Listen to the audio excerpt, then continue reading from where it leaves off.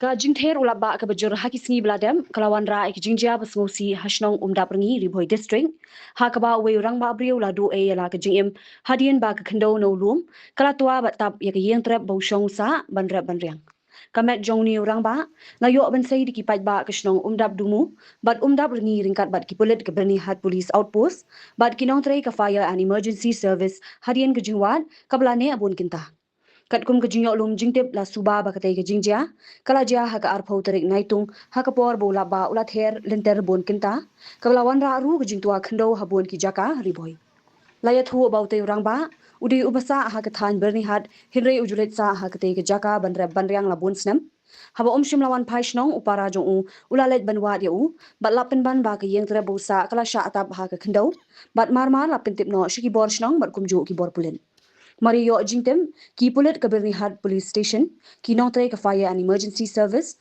lembat ki paidbah shnong kila hiar sha ka te jaka banwat yu te Rangbah bat pindon kamru da ka po shilum ban kendang ya ka Khyndew ktie hadin ka jingtre shitom ka blane kumbalai hru saw kinta kila yo ban sei ya ka met jong te Rangbah hakapor kumba saw bje a janmit bat ka jingto kit halor ka ne ka jingja kadang ya chakman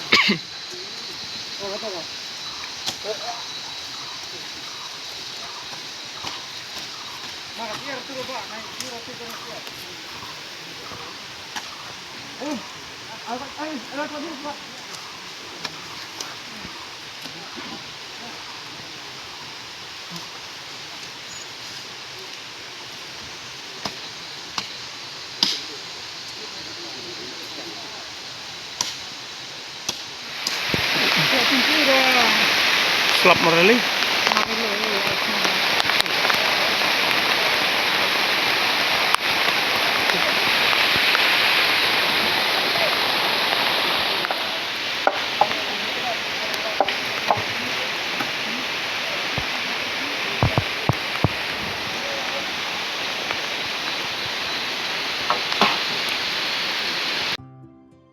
Mornings are always busy.